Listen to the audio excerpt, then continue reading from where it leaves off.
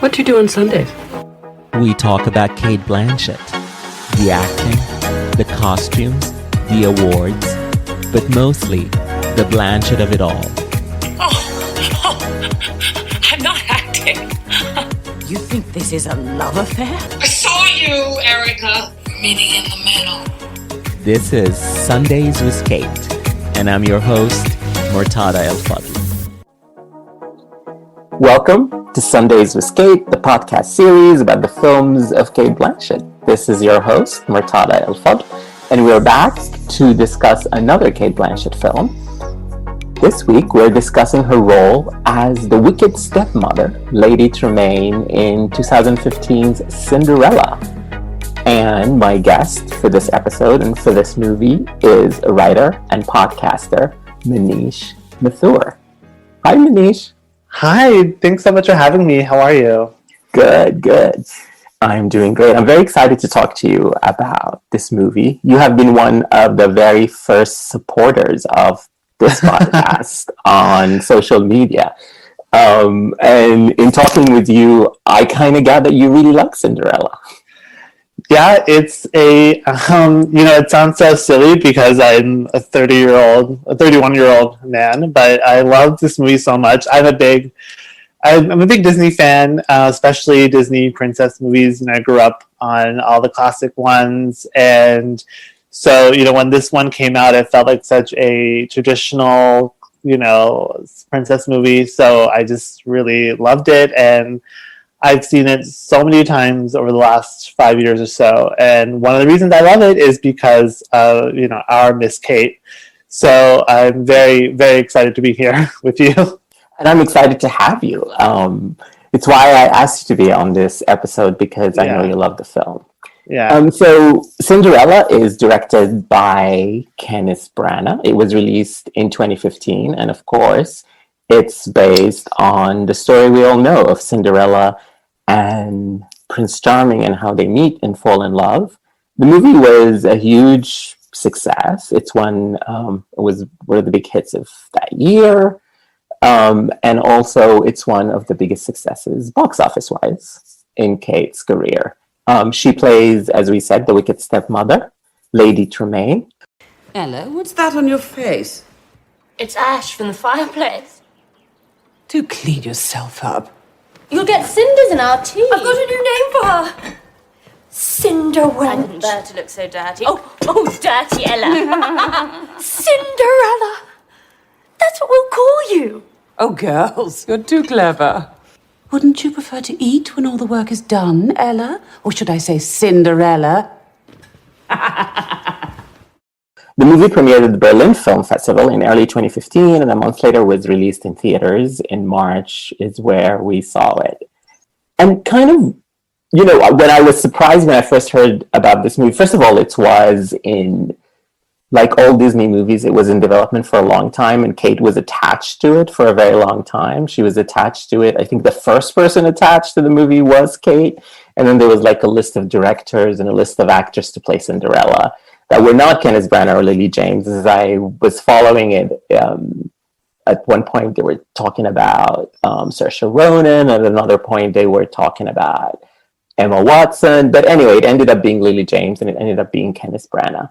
And when the movie premiered at Berlin, which is a strange movie, I think this is the only Disney movie to actually premiere at a film festival. It wasn't in competition, but it was all still at the festival. And then the reviews started coming in. And, I don't expect much out of Disney movies.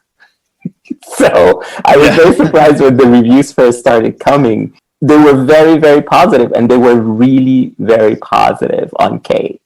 And I was like, really? This movie, this performance? Great. Okay, you know what? She's great. She'll be great. I'll see it. But I think one of the things is, like, when an actor is hot, they're hot. And this was literally the movie that was the first movie released after Blue Jasmine, and after that year where she won the Oscar and everything. And there was like that Malik movie, A Night of Cups, but no, that doesn't really count. But so I think I was like skeptical because I'm like, is this just because she just won the Oscar and everybody's in love with her? That's why she got this reviews. But once I watched the movie, I got it. She is pretty great. Do you agree?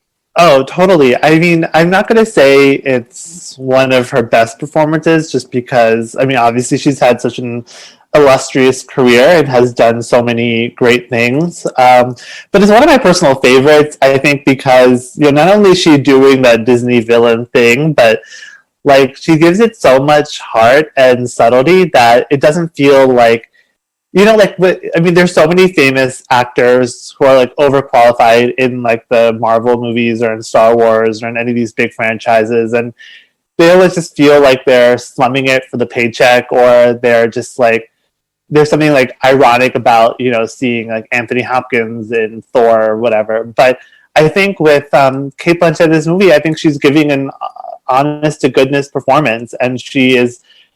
Like, it doesn't surprise me that she was attached to it for so long, and that she followed the production through all the development, because she seems like she was really invested in giving a good performance here. Like, I think she really gave it her all.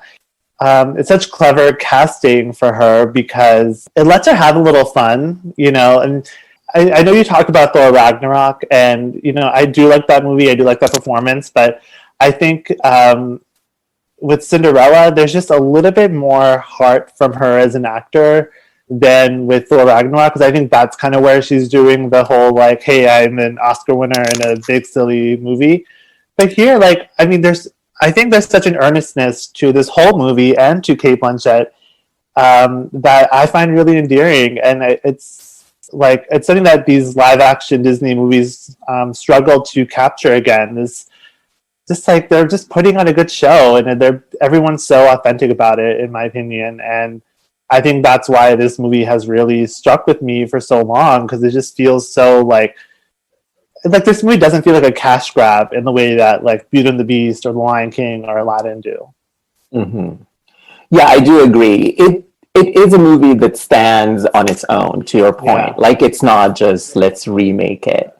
Like, there is a lot of care done to it, and we'll delve into it. Like the costumes, they got Sandy Powell, the best in the business. The production design, Dante Ferretti, also the best in the business. Like it's really like there's a lot of care and a lot of fantastic genius artists at work to get it done, including Cate. And I really I really can't imagine anyone else, in the role other than Cate Blanchett. I mean, in any of the performances, I think. I mean, especially Lily James and Cate Blanchett. I really can't imagine anyone else doing these roles. I feel like they really, they put their heart into it, and they see like this movie has like an element of prestige to it that I don't think the other Disney movies, like live action ones, really have that same level of care and attention. So let's talk about the cast. So Cate is the Wicked Stepmother. As you reminded me, funnily, on Twitter, Lady Tremaine. Lady Tremaine. Lily James is Cinderella. Prince Charming is played by Richard Madden. Helena Bonham Carter is the fairy godmother. The Grand Duke, Stellan Skarsgård, and there is also Holiday Granger and Sophie McShare play the Wicked Stepsisters, or Lady Tremaine's daughters. Ben Chaplin is Ella's father, and Derek Jacobi is the king. So a lot of, basically 90%, with the exception of Cate, British actors to tell this story. Yeah. Cate as Lady Tremaine, if you haven't watched this movie yet, you don't have to wait so much for her. She comes in just before 10 minutes into the movie, coming out of the carriage that drops her at Cinderella's house after she marries Cinderella's dad. The first thing that you see is her cat, Lucifer. And it's a very funny joke immediately because the cat is on leash. And before you see Cate in her Sandy Powell costumed regalia, you hear her voice in clip tones saying how charming, how perfectly charming. So it's a huge, big star introduction. We know by the way the camera is avoiding the star or the character that this is somebody important to the story, obviously. Yeah, I always forget that Cate Blanchett gets top billing in this movie in the end credits. and Lily James is second. And what I love about this version of this movie or the story is that it really feels like a movie about their relationship more so than a movie about, the romance or the makeover or whatever, And I think this movie really takes its time to develop, the relationship that they have together, because it's not just that.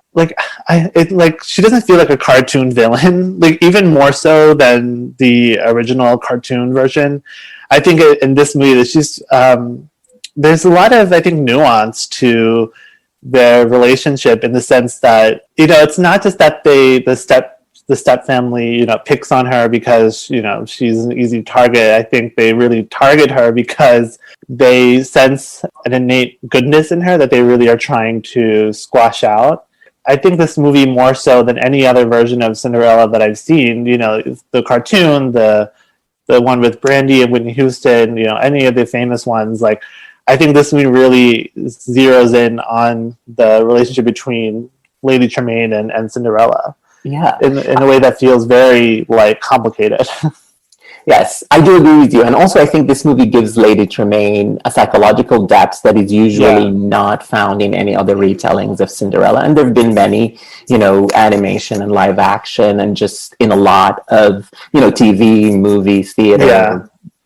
And I think there is that scene where she explains herself, which is a scene that gives Cate an opportunity to tell us more about Lady Tremaine.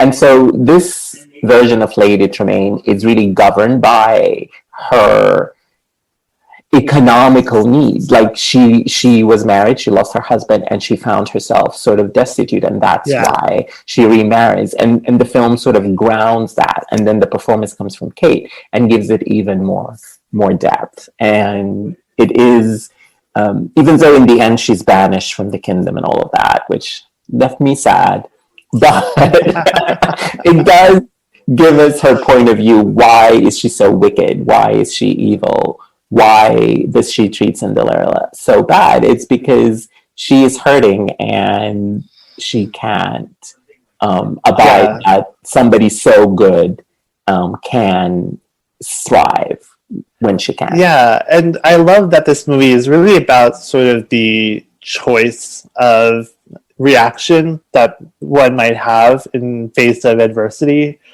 And it's one thing that, I really, if you really want to get me going, we should bring up when people talk about this story having a, negative portrayal of women, because I find that to be a very grating argument. But I think with this movie, it's like Lady Tremaine and Cinderella actually face very similar situations. They lost, their connection to economic stability, and they are sort of forced to make their way in this world that is not kind or beneficial to women who are alone.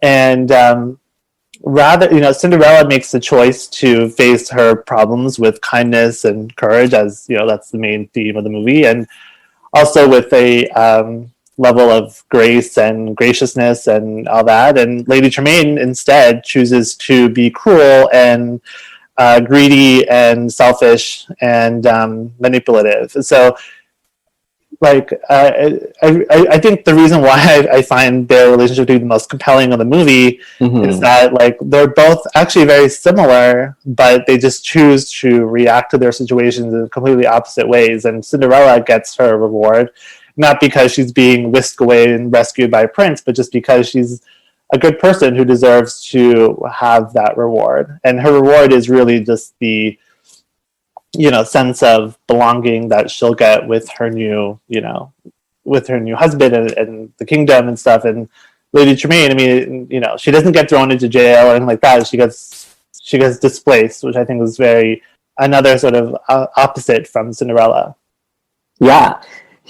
And I think a lot of it, we talked a little bit about Cate, and we'll talk about her a little bit more, of course. But I want to talk a little bit about Lily James as well, because I think it is so hard to play good.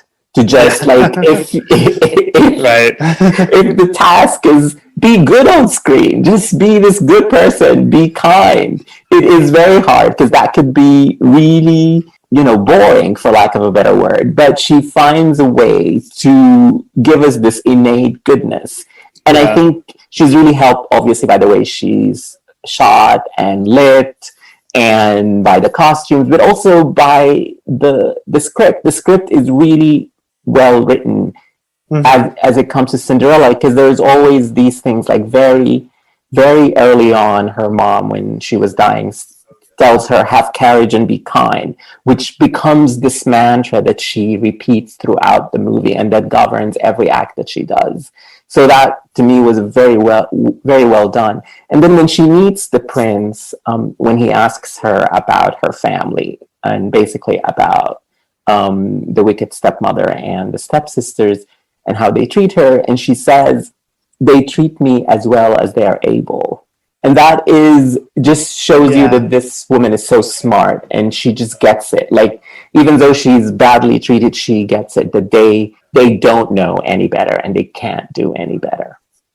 Yeah, exactly. This was, I think, probably the first movie I saw with Lily James. And I think, I've come to really appreciate her as an actor, of course, Mamma Mia, she's terrific in that movie, and I just saw her in Rebecca, and I think she has this like quality where she just always kind of looks like a little lamb, like like a little lamb in the field, and you just want to like hug her and take care of her, but I think she also has this like very like innate strength to her, and the word courage, I think, is so interesting because, we always associate courage with, like, men who go into battle or men who face monsters, all that, men particularly. Mm-hmm. And I think, I love that quote that you just quoted because, like, it shows that, again, she has the courage to make a choice in terms of her reaction to her surroundings. And it's not really a small feat. It's really not. I mean, it would be very easy for Cinderella to be bitter, resentful, angry, and she could order the prince to throw her family or stepfamily into jail, but instead she chooses to forgive at the end. So she just has this like quality to her, and Lily James is also such a like radiant personality, but just on screen she comes across so like bubbly and like just infectiously charming. So as you were making the list of all the other actors who were in consideration, love Saoirse Ronan, I'm sure anyone else would have been great, but Lily James just has this like quality where she just feels like a Cinderella. I think she's a little too omnipresent in the culture right now. She's in too many movies and being asked to be too many other TV shows and whatever, so I'm a little off her in 2020, but back in 2015, I really loved this. And I've been watching it this week again to talk with you. She's really great. And like I was saying earlier, I don't want to repeat myself, but playing good is very hard. Yeah. And kind. It's very hard. Like, I think Cate, the great actor that she is, has the easier part in this movie because she has the delicious lines and she has the wicked things that she does that are just, we all love to see. And this movie is one of the most memeable Cate movies. And if you just look for Cate memes and GIFs, there is a lot of her as the wicked stepmother. Yeah, I was just going to say, like, this is Cate at her most, like, gay icon, I think. Totally. I mean, Carol, maybe. Yeah. I think maybe second to Carol, yeah, because she has the beautiful costumes and the regal walk, and there's all these things that she does with her shoulders and with her face, how she contorts it, and all the little witticisms that she says. Yeah. She really does good shoulder work in this movie. I mean, like Cate, what I love about Cate Blanchett is how much she like uses her body in such unique ways. Like in every movie she does, like. She's always doing something with her body that is so like, like in Blue Jasmine, she's like a walking, hangover, I think sometimes, or like a walking headache. And it's so fascinating to watch. And this movie, like, her shoulder, she just like has like, she's so like haughty and manipulative. It's like really delicious to watch because she's so like, she just comes across so like wicked in a way that, She like does. even a movie like Hannah, you know, which is like a kind of a similar role, she's not as viscerally wicked in that. Like she's very like cold and restrained in Hannah, but in this movie she's like really lets it out. And you know, just like every cruel thing she says to Cinderella, you just like, you got to stand it, but you also are so like, it makes you so uncomfortable because you're like, why are you so mean? She's very mean.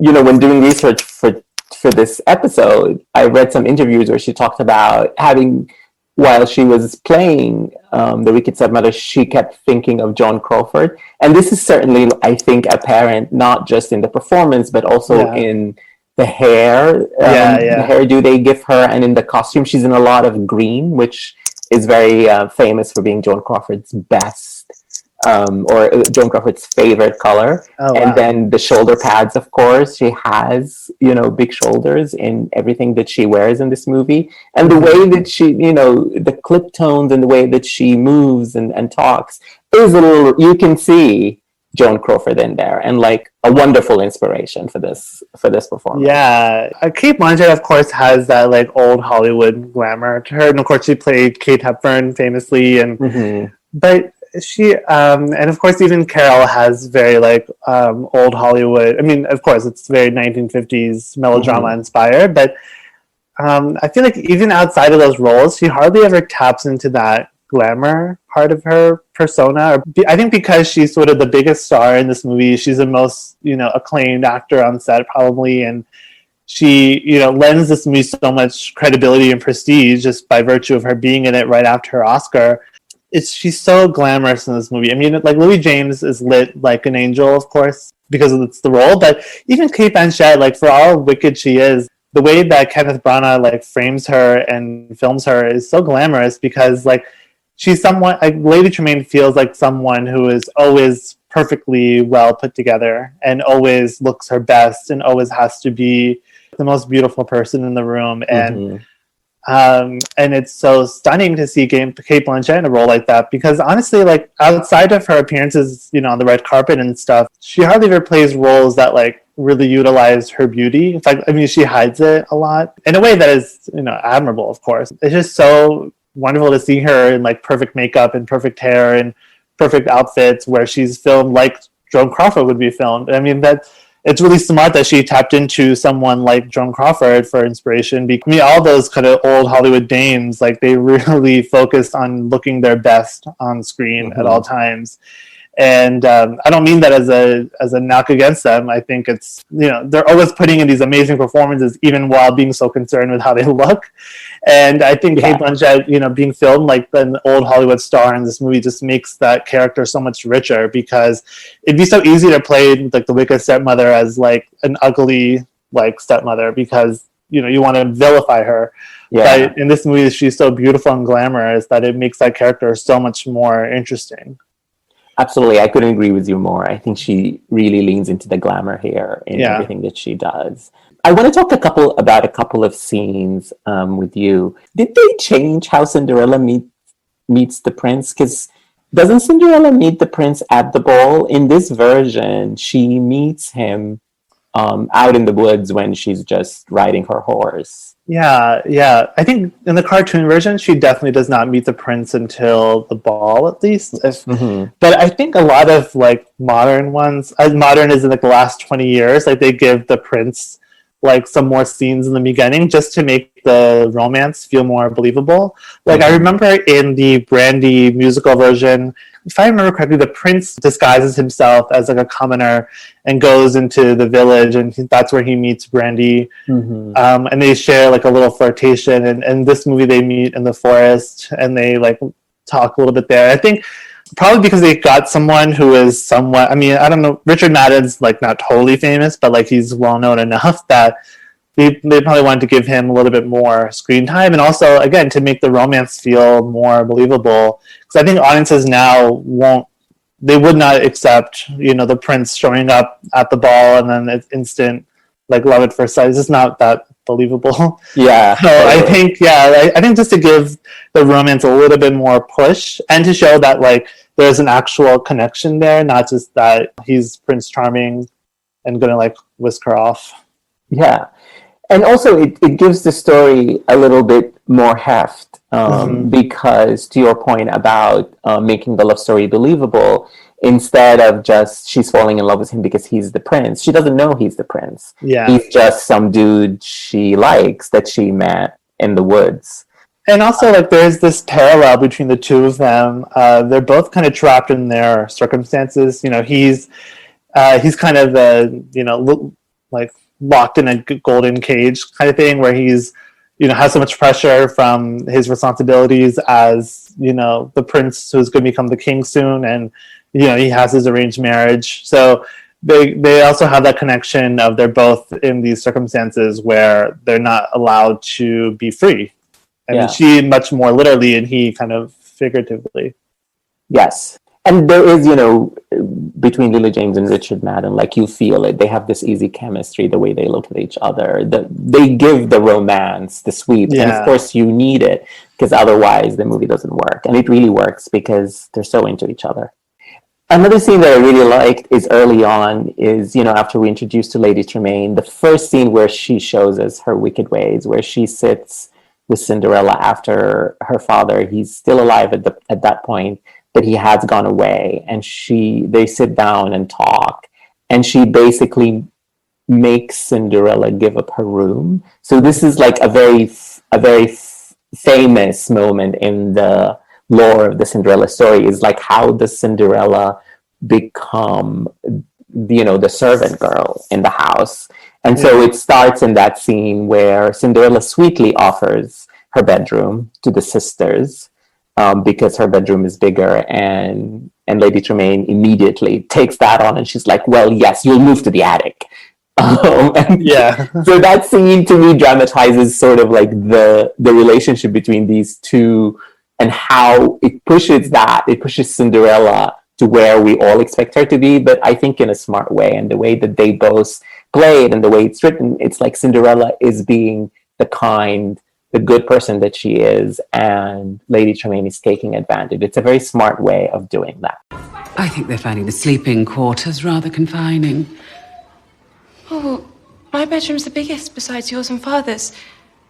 Perhaps they'd like to share it. What a wonderful idea. What a good girl you are. Well, I can stay in the attic. Quite so. The attic? Yes. Oh, only temporarily, while I have all the other rooms redecorated. The attic's so nice and airy. You'll be away from all of our fuss and bother. It'd be even more cozy if you kept all this bric-a-brac up there with you. Keep you amused. Yeah, it really gets at the manipulation that Lady Tremaine is kind of doing, because it actually reminded me of Tangled, which is another movie where the villain is more manipulative than outright villainous, and to me, it's a little bit more effective to have Lady Tremaine be so manipulative and giving a lot of backhanded comments. And like the scene when Cinderella is like trying to sit down with them to eat, and Lady Tremaine says, "Oh, you know, we couldn't expect you to, you know, make the meal, serve it to us, and also eat with us. Like, wouldn't you rather eat after all the work is done?" And it's like the kind of thing where like you're so taken aback by the comment that you can't even respond, and you just do what you're told. And it's like these like little things like that just like twist the knife so much or so little at a time that you don't realize that like Cinderella has become a servant. But the cool thing about Cinderella, I think sometimes the story makes her out to be such a like a doormat in a way, but I think in this movie, like, she registers the treatment that she's having, and chooses to act in the way that she chooses to act. There's so much psychological going on here, you know, with the manipulation and the sort of the resilience that Cinderella shows. So, Manish, what is, do you have a favorite Cate Blanchett line reading in this movie? Oh, wow. You know, as cheesy as it sounds, I really love her monologue towards the end. it's like half another manipulative gesture of trying to, gain some sympathy and power, but also it feels very genuine. Just every time she says the word like servant girl, it's like she says it with such venom and such like in such a like mocking way. It's so cool. I'm just like, I was like, man, I wish I could get away with being so like sweetly mean to people. Yeah. I think my favorite line is just because it's such a famous line, and it's also like, we know Cinderella. Cinderella goes to the ball. The stepmother doesn't want her to go to the ball. So I think that scene right before the fairy godmother appears, when she's like, mark my words, you shall not go to the ball. Yeah, that's like I love classic. That. Yeah, it's so good. It's such a classic moment, but she nails it so well. And Now mark my words, you shall not go to the ball. this isn't really a line reading, but it is like a specific moment. I think, so my theory when I watch this movie is that like Lady Tremaine clocks it that it was Cinderella at the ball, like that Cinderella's the mystery princess, like almost immediately, because she just like gives this like look to Cinderella while the stepsisters are talking about it. And it's such a like knowing, piercing look, and it's like it really sends like shivers down my spine. So I'm like, oh my god, she knows, and she's plotting something to take advantage of the situation. And it's such a classic Cate Blanchett look, because she's given that look so many times and throughout her career. And it's really just so effective. I mean, I love that she tries to somewhat negotiate with Cinderella to be like, hey, you can marry your prince, I don't care, but I want to be the head of the kingdom, and I want to send my daughters off to marry, dukes or whatever. So, Cate Blanchett, one of my favorite things about her is that you can always see her mind working as the character.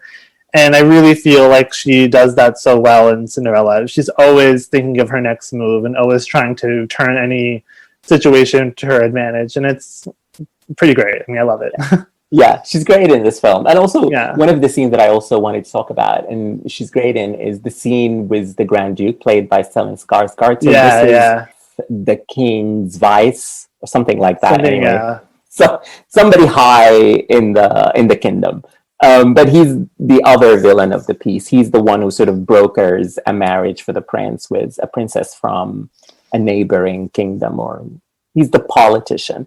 And so she goes to tell him that the woman that the prince loves, she knows who she is, and they scheme together. She's like, I won't tell anyone as long as you make me a countess and find advantageous marriages for my daughter. And that scene is also has one of my favorite Cate moments when he asks her, are you threatening me? And she says, with this huge smile on her face, yes, of course.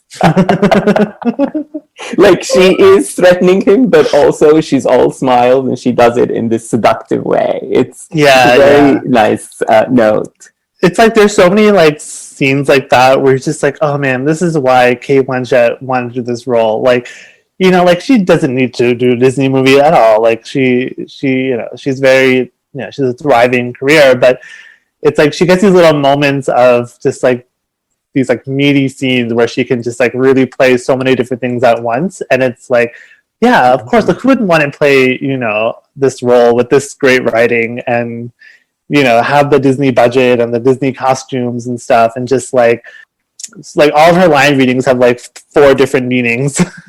Yeah, absolutely. And when we talk about, like, this is not just a fun comedic performance. Like, yes, she hits all the comedic high notes. Yeah, absolutely. All the line deliveries, all the big movements. But also there is, like a sort of sadness. Like, I think one of the most affecting moments for me was when Cinderella and her dad are talking early in the movie, and she says that she's always thinking of her mom, and he agrees that he is also thinking of her mom. And then the camera pans to Lady Tremaine eavesdropping on that conversation, and the way her face falls. Like, they're newlywed at that point, and he's still thinking of his long dead wife. And I mean, honestly, like, you could do a movie from her perspective and like kind of see like why she turns out the way she does. I mean, not only did she lose her first husband and all her money, but then she marries some guy who's like in love with a ghost.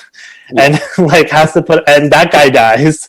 And so she has to put up with, another woman in the house. they mentioned dowry in this movie. Like I can imagine like it's kind of similar to like a South Asian thing culture where like daughters are seen as burdens because you have to marry them off, and they don't have the same like financial prospects as accountants would.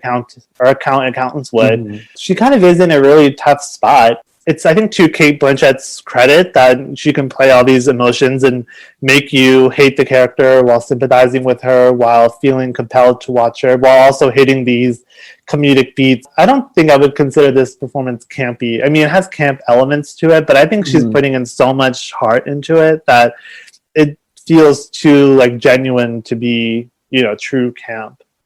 Yeah, what do you think about that? Yeah, I agree with you. I don't think it's complete camp because there is a sort of realness to it. Like camp has to be. It doesn't have to be, but camp is usually a little bit false.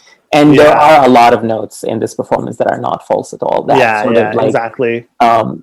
Hint at real emotion.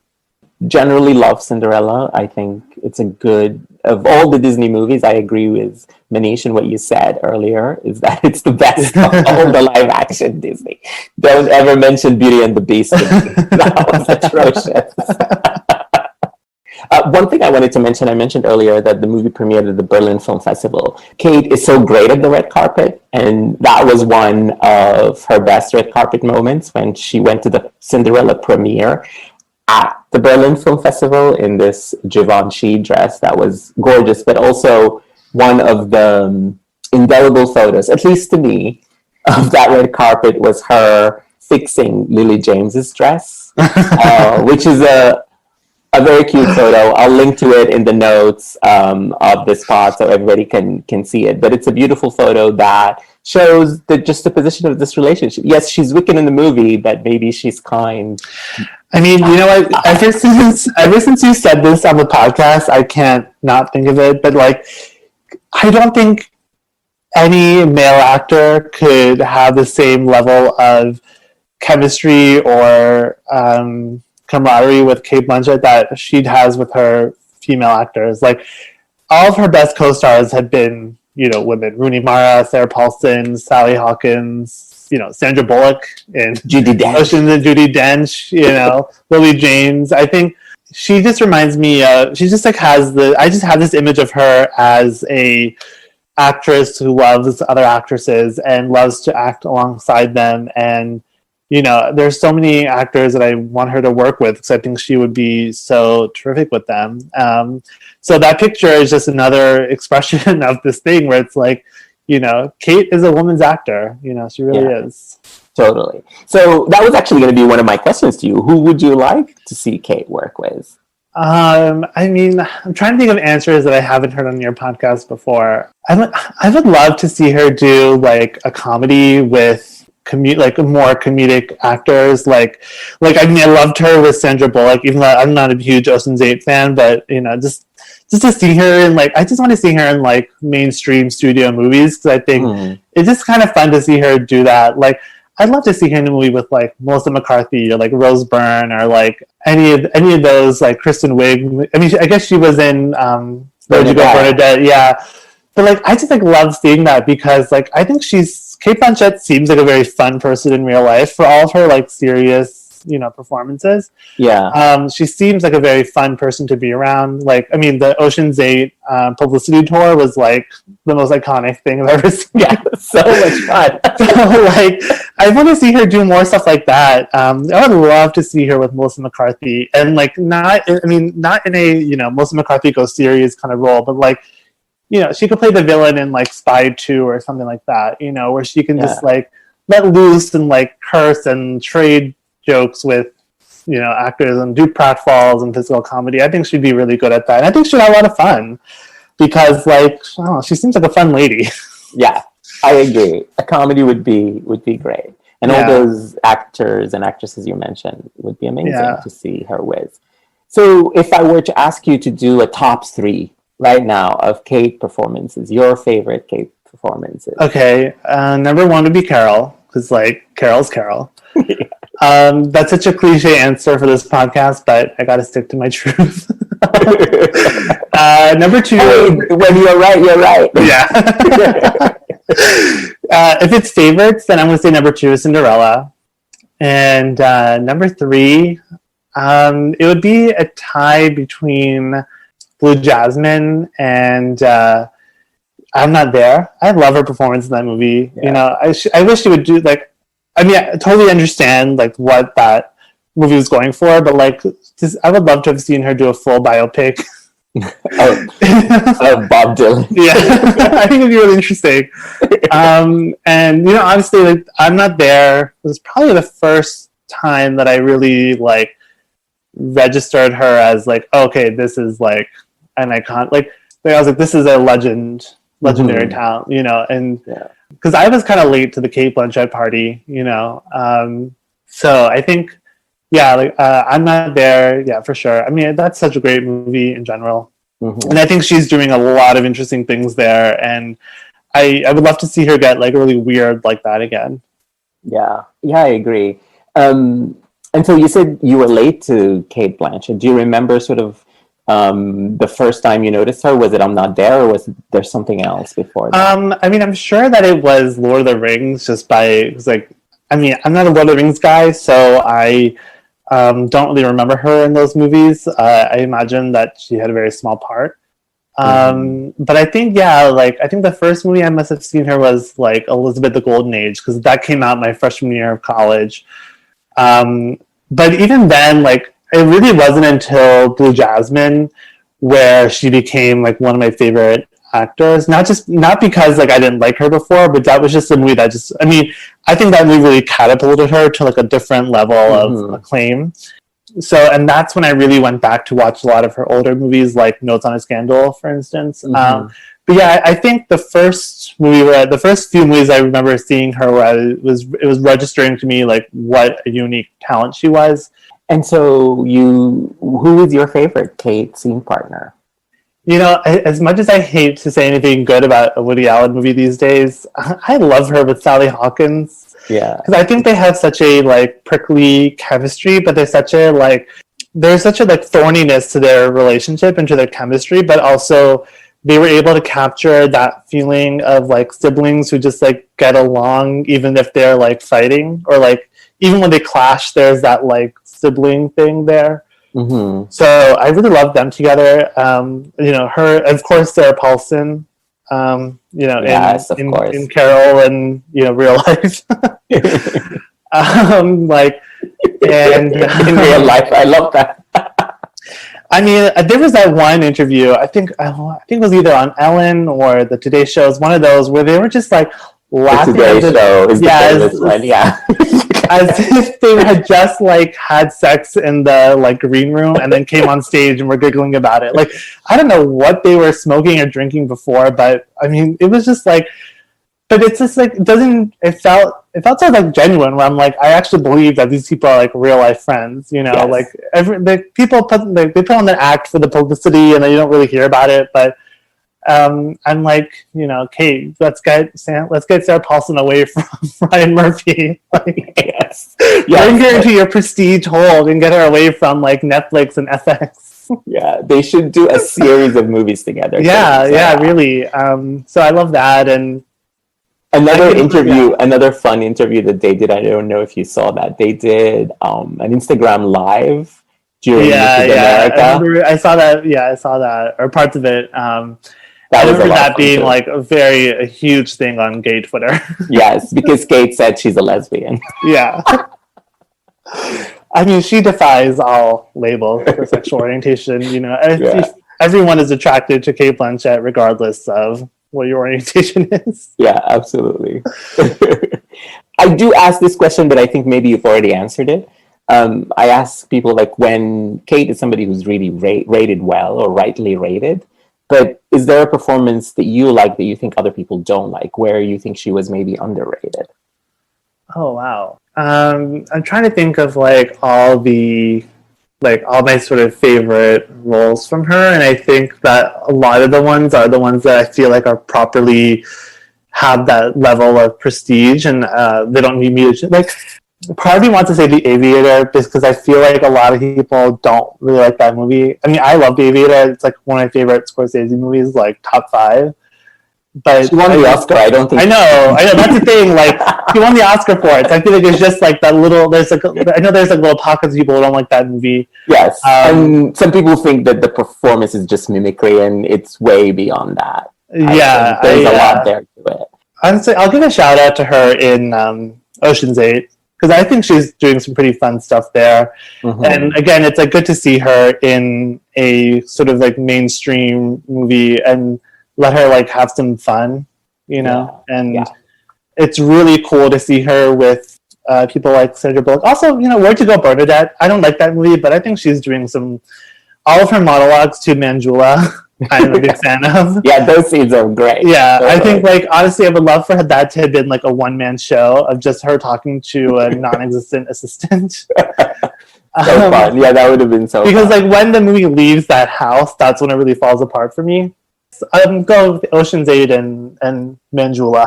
Manjula monologue. Yeah. And Manish, so you in your podcast did an episode on Carol. So tell people where they can find that. Yeah, so I co-host a podcast called Queer Now with Dave Giannini, and we talk about a queer film from every year, going back and forth. So we started with the 2010s, and of course, we had to talk about Carol. One of my favorite episodes that we have done because Carol is so much fun to talk about. And you can find that on Twitter at QueerNotPod, and also pretty much where you can find most podcasts, it'll be there. And right now we're going through the 1930s, and then we're going to jump back to the 2000s. So we're kind of going back and forth, you know, just to make it a little interesting. And you could also find my other podcast, It Pod to Be You, which is on Twitter, and also where you find most podcasts, and that's about romantic comedies. And Cate Blanchett. Yeah, you were there talking about Four Weddings and a Funeral. Another great episode that I've done. I love that episode.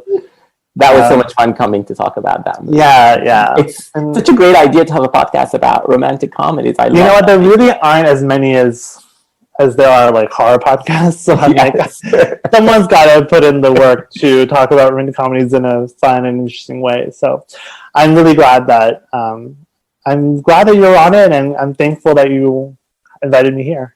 Yeah, of course. And you were such a wonderful guest. I'm so happy to have you to talk about Cinderella. And before we go, tell our listeners, you talked about your podcast, but where can they find you and your writing work? Yeah, the best place to find me is on Twitter at themanish89. That's THEMANISH89. And my writing, I write for Talk Film Society and a bunch of other places. I'm kind of been floating around doing freelance. So you can everything you want to find from me is on Twitter. So that's the best place to go.